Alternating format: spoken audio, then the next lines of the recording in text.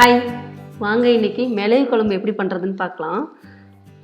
இதுக்கு நான் கொஞ்சம் உளுந்து எடுத்திருக்கேன். இது ட்ரையாக தான் ரோஸ்ட் பண்ணிக்கணும். இப்போ கடலைப்பருப்பு போட்டுக்கலாம்.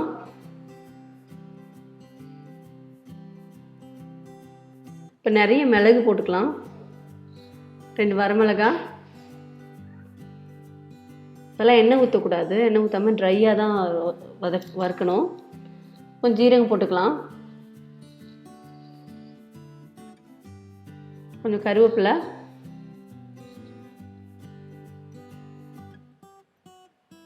போட்டு இதை நல்லா ஃபைனாக அரைச்சிக்கலாம். நம்ம குழம்பு ரெடி பண்ணிடலாம். கொஞ்சம் நல்லெண்ணெய் விட்டுக்கலாம், நிறையவே நல்லெண்ணெய் விட்டுக்கலாம். இதுக்கு கொஞ்சம் கடுகு சேர்த்துக்கலாம்.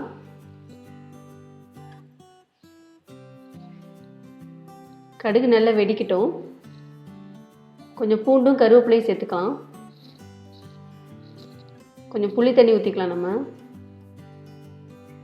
கொஞ்சம் மஞ்சத்தூள், கொஞ்சம் பெருங்காயத்தூள் போட்டுக்கலாம். இது நல்லா கொதி வரட்டும்.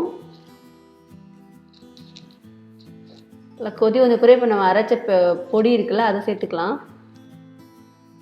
கொஞ்சம் கொஞ்சமாக தான் சேர்க்கணும். இதை நல்லா கைவிடாமல் கலரிட்டே இருக்கலாம். இதை நீங்கள் தண்ணி ஊற்றி கூட மிக்ஸ் பண்ணி கூட நீங்கள் போடலாம். இதில் இதை ஒருத்தவங்க ஆனியன் போடுவாங்க, ஆனியன் போட்டுக்கலாம். நீங்கள் பூண்டு சேர்க்காட்டி கூட அவாய்ட் பண்ணிக்கலாம். பூண்டு போட்டால் நல்ல ஃப்ளேவர் இருக்கும். சால்ட் சேர்த்துக்கலாம். இப்போ நம்ம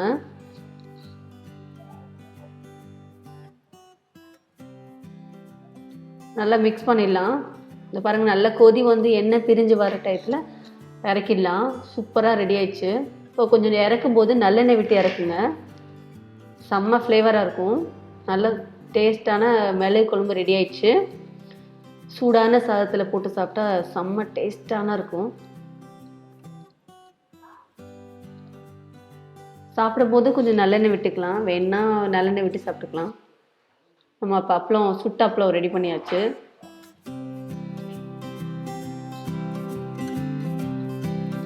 என் பொண்ணு தான் சாப்பிட்ருக்கா. சாப்பிட்டு நல்லா இருக்குன்னு சொன்னா. இந்த மாதிரி ட்ரை பண்ணி பாருங்கள். பாய்.